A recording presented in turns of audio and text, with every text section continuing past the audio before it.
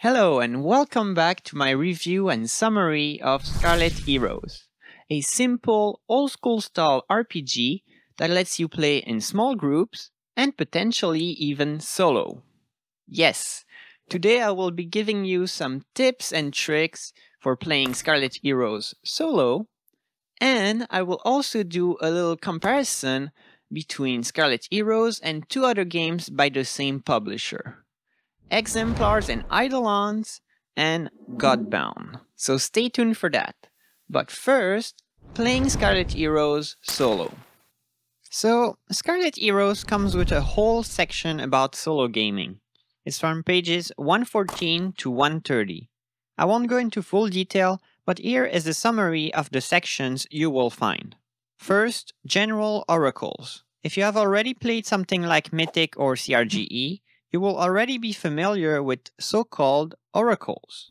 If not, they are basically random tables that you roll on to help you decide something in an adventure. They make your decisions more objective and help you think outside the box.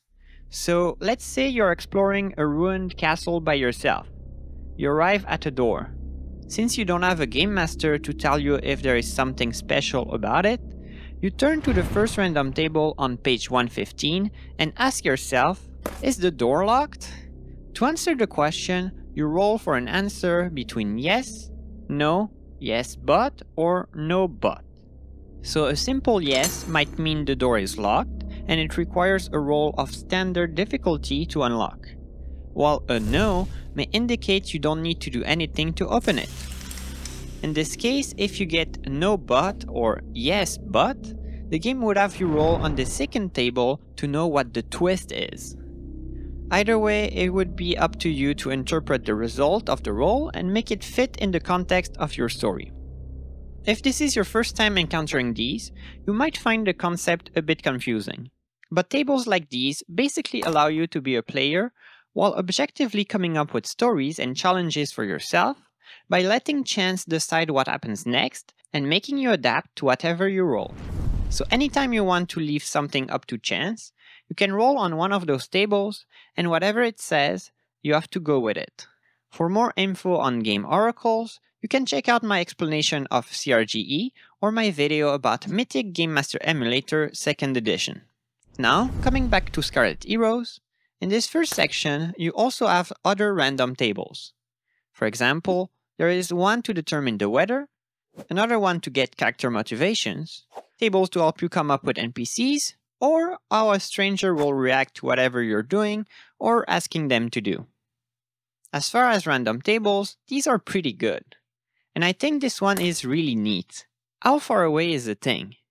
I can easily imagine myself using this table next time I'm playing, since it'll help me come up with locations on the fly. After that, you have three big sections: Urban Adventures, Wilderness Adventures, and Dungeon Adventures.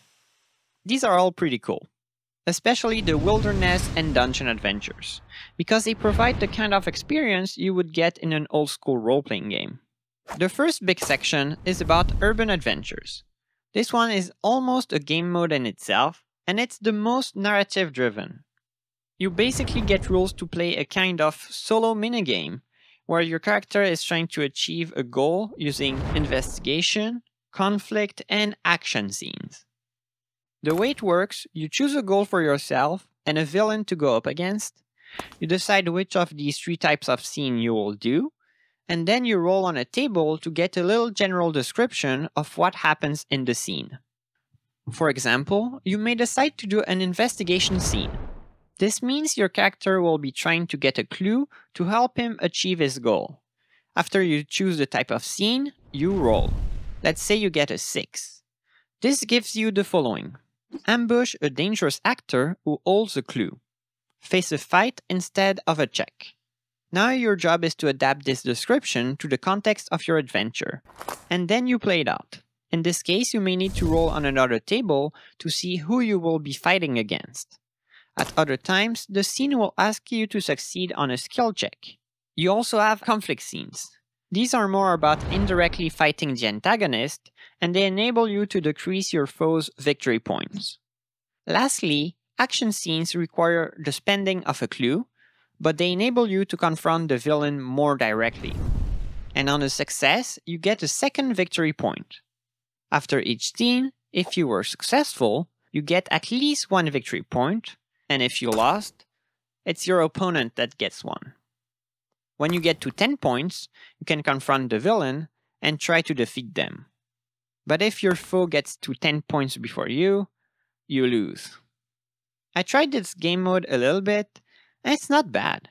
Thanks to the random tables, you get a lot of guidance to help you come up with a story, and battles are really frequent. But due to the simple combat system, they tend to be fairly short. So this would probably be a great game mode to learn the combat rules and for getting used to making skill checks.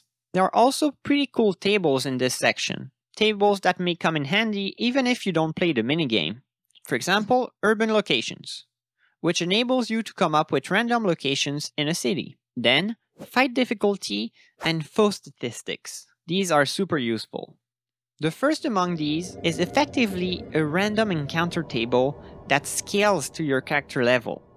And the other one is a list of enemy statistics that also scales to your character level. So for those who wondered how to balance fights in this game, this is one of the tables you want to look at. And it's on page 121. After testing the urban adventures, these encounters seem pretty well balanced to me. I was using a character with a relatively small combat bonus, so some of the encounters proved too difficult and I had to flee from combat. But if your character is very well optimized for battle, you may want to play on a higher threat level. Third section, Wilderness Adventures. Wilderness Adventures are more like rules for navigating on an X map and searching for locations to explore. Thus, you get rules for dealing with rations, running into enemy encounters, and mapping out unexplored lands. Those of you who plan on doing a sandbox-style adventure where you improvise what happens, you guys will most likely get the most out of these rules, since the game provides you not only with tables to randomly generate encounters, but also random weather, environmental events, and map features. What are the map features? Well, they're basically your typical inhabited fantasy ruins and other places ready for plunder, if you can get through the traps and the monsters. The most complex type of features are, well, you probably guessed it, dungeons. The dungeons get their own section of the rules, but as you can see, the wilderness and dungeon adventure are made to work together. Section 4, Dungeon Adventures. Dungeon adventures are what comes closest to your typical dungeon crawling experience. As I said, they're designed to work in conjunction with the wilderness rules, but you could easily forego the wilderness part and skip right to the dungeon crawling. This section gives you a crap ton of random tables. 18 to be exact. They cover everything from the size of the dungeon, to its inhabitants, how dangerous it is, the different locations in it, and if there are traps or treasure, and of course, encounters within the dungeon. This will enable you to come up with dungeons randomly and on the fly, so every time you play, you'll get an unpredictable layout. Also, page 127 has a really good encounter table that can be used to help you balance fight difficulty in all sorts of scenarios, even if you don't use the rest of the section. Moreover, page 129 has a bunch of tables to randomly determine how enemies react at the beginning of combat or when they are about to lose. And they have two tables I find really original: combat style quirks of a foe and sample monstrous special abilities. These two tables are great for creating random bosses out of regular monsters, as they add spice and unpredictability to any fight. So as you can see, Scarlet Heroes already gives you a lot to work with if you play by yourself. Plus, these sections could easily serve as a guide if playing with a few friends. Without having to resort to something more complicated such as Mythic, this whole solo section of the rules is enough to give you a basic fantasy game adventuring loop, and with all the tables provided, you can determine all sorts of game events randomly, which will make for a more unpredictable and video game-like experience, like you are playing a simulator game. Yet you could easily take more control over the experience by deciding things by yourself and only using the random tables occasionally. But if you want an experience that is a bit more oriented towards telling stories and getting dramatic moments, you could try playing with Mythic or CRGE. Which brings me to my next topic, Mythic tips and remarks. Here are my tips for playing Scarlet Heroes solo with the help of Mythic. If you don't know what Mythic is, I have a video where I present the system. Basically, it's a more advanced game oracle that uses a random table a bit like the one found on page 115, but it also uses different lists, a bunch more random tables, and a flurry of optional rules. So I anticipate this section will be easier to understand for those who are already at least somewhat familiar with those rules. So if you feel lost, feel free to skip ahead to the comparison later in this video. Tip number 1. Playing with Mythic may result in fewer battles than in regular D&D style RPGs. Therefore, you can use a feature called keyed scenes to ensure that you get at least one battle for every 3 scenes. I have yet to make a video about this feature, but it's not very complicated. You can find it on page 149 of Mythic 2nd edition. Keyed scenes basically allow you to set a condition for something to happen in the game. So a basic keyed scene could be, if 2 scenes have passed without an enemy encounter, the next one must have a fight. Or, after 2 scenes without an enemy encounter, roll a dice. On a 4+, there is an enemy encounter. This will make sure you're getting a decent number of fights even when going on more character-centered adventures. This lack of encounters tends to be more of an issue when you improvise your own adventures, because when you're following an adventure module, they usually give you plenty of random encounters, so you can just roll for those when your character enters an area where a monster could suddenly attack. Tip number 2. Using the optional rule for the tread progress track can be really useful when you're inventing your own adventure. You will find this rule on page 132. I haven't made a video about it either, but in a nutshell, it's a way to keep your goals on track. You start by choosing a goal and a progress track. There are tracks with 10, 15, or 20 points. The length of the track you choose will dictate if your goal takes a few or a lot of steps to accomplish. Now you play out your scenes as usual, but every time you advance your goal, you move by 2 points on the track. So if during a scene you advance your goal, you go to your track and you add 2 points. When you pass one of those flashpoint tiles, it means the next scene will automatically advance your goal considerably. Once you reach the conclusion, you automatically get the opportunity to accomplish your goal with a scene specifically directed towards resolving it. Sometimes you have something unexpected change the goal or make it harder to solve after all. But usually you'll be able to solve it in that final scene. Either way, once that climactic scene happens, you should be able to set another goal, either using the track or just by resuming normal play. The one big advantage when you use the tread progress track is that your tread, basically your goal, will have what is called plot armor, so it won't get resolved before the conclusion, and by having regular flashpoints, you'll be sure your adventure will stay on track and progress.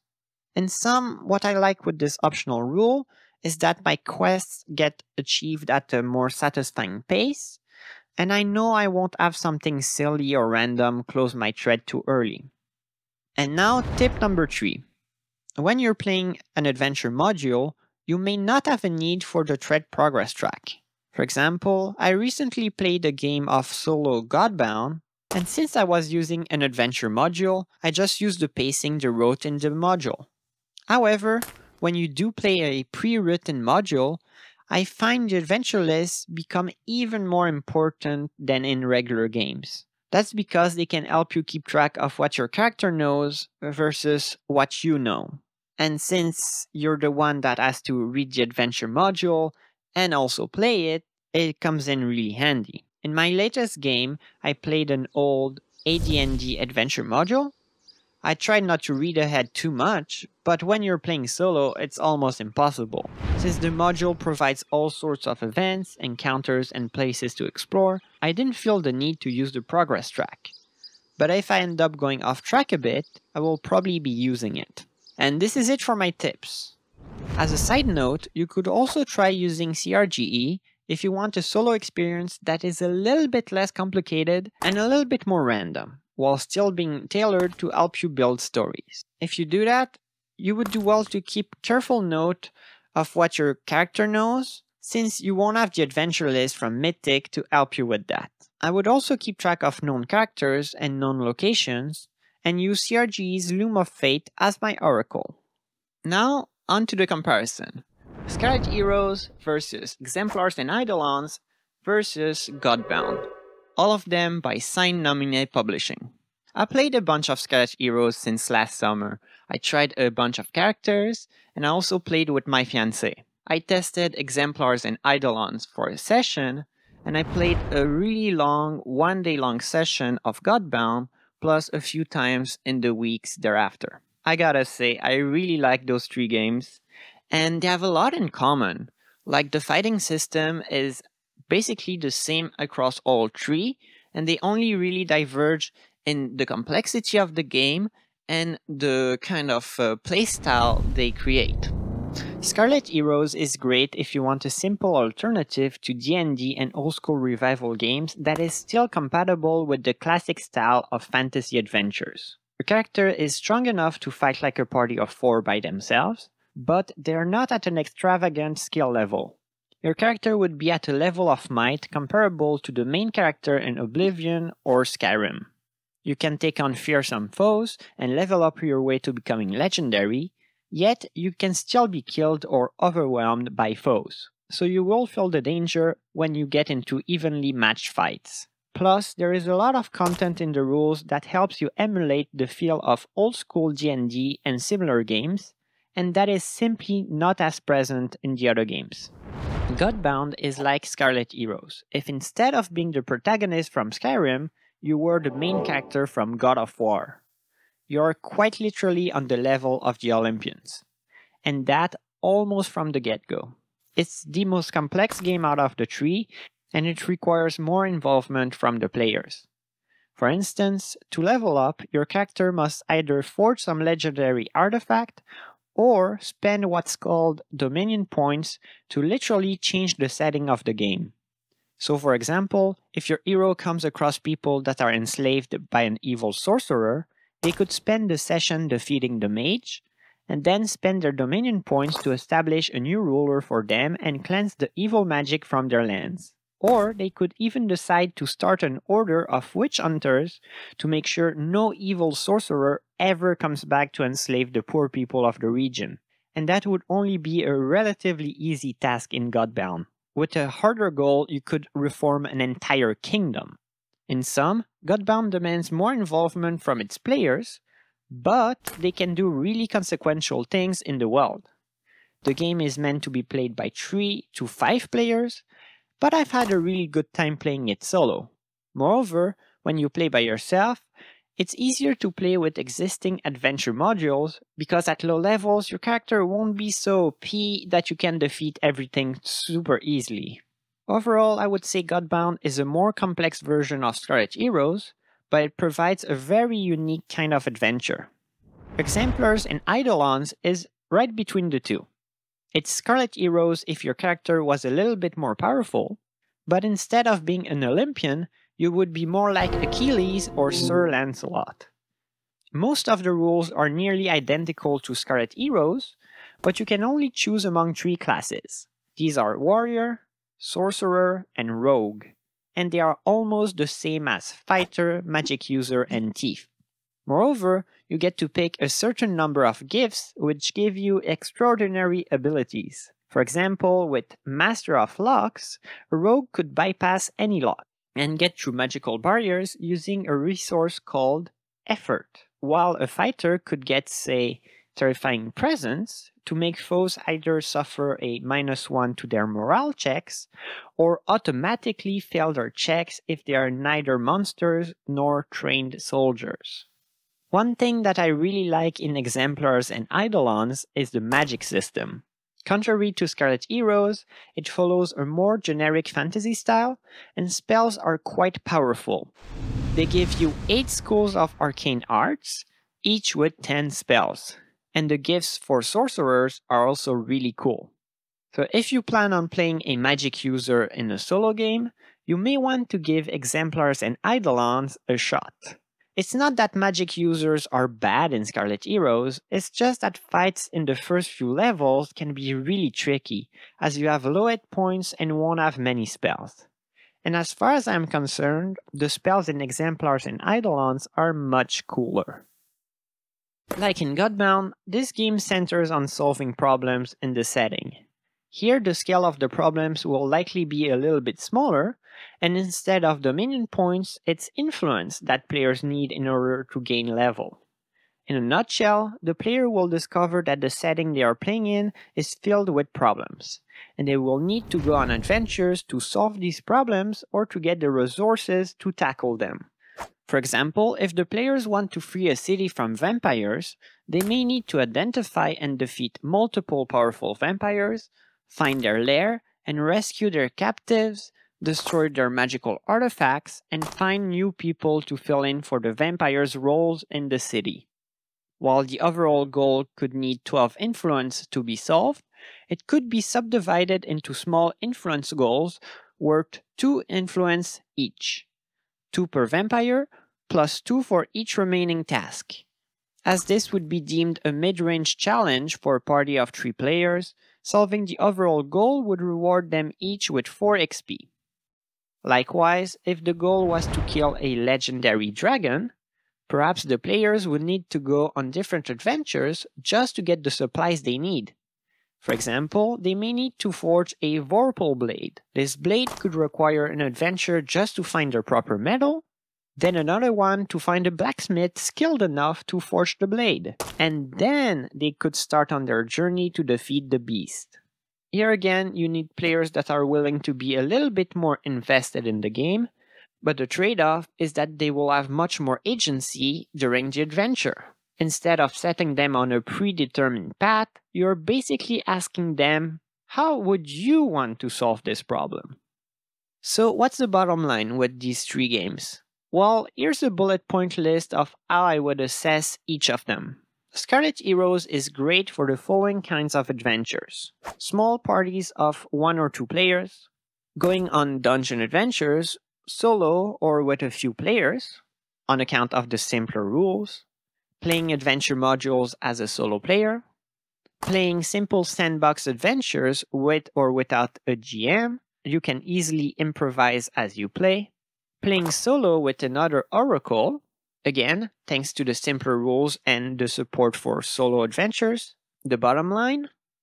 Scarlet Heroes is a simple alternative to D&D and other old-school role-playing games. It's easy to learn, the character creation is fast, it's highly compatible with other games, and it gives you the traditional, classic RPG experience, all in a neat package.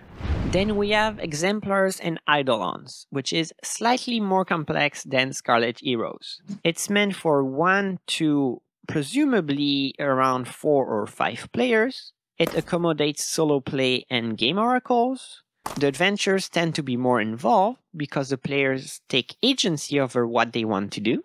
There's more spell choices, and the wizards are better at low levels. Actually, all the classes are a lot more powerful at the first level. It works well with adventure modules. Sandbox adventuring is a little bit more complex on account of how you gain influence, but not terribly more complex. And the bottom line, the combat system is simple, and so are the skill rules. There's some complexity from picking gifts and learning how to create influential goals, but the trade-off is that you get a unique experience because you need to influence the world in order to gain a new level. Finally, Godbound, the most complex of the 3. It's meant for around 3 to 5 players, but it still works with 1. It can work with solo play, but it's slightly less forgiving with the healing rules. Random tables make objective decisions easier, So you can easily use random tables to decide on what happens, random events related to the setting, etc. Players are very involved in shaping the setting. Beyond simply solving problems, players need to mold the world in order to gain levels. And this can be really fun with the right people. It works well with adventure modules, especially if you have a smaller party. It's good for sandbox adventuring. The scale is epic, the fights are legendary, the monsters are insanely powerful, and that's cool in itself. The bottom line, Godbound shares a basic combat system with the other two games, but it has more complexity due to words, miracles, special abilities, special damage, and other features of players and monsters, though I would say it's still arguably easier than D&D. The most complex part is dealing with the rules about changing the setting. Therefore, if you have a good game master who has a solid grasp on the rules, you could run this with players that are invested, but not necessarily super well versed in all of the intricacies of the running the world section. So it's harder for the GM, but it should be fine for most players. I will end the video here. This concludes my 3-part series on Scarlet Heroes. Hopefully with these videos, you got a good introduction to Scarlet Heroes, you learned how you can adapt material from Dungeons & Dragons, and you got an idea if Godbound or Exemplars and Eidolons might be of interest to you. I had a great time testing all of those games, and I think I'll probably be making more content about them, so if you have any suggestions, leave them below. I hope you found these videos informative and entertaining, and if you did so, feel free to leave a like and a comment, and subscribe for more content like this. Thanks for watching. See ya!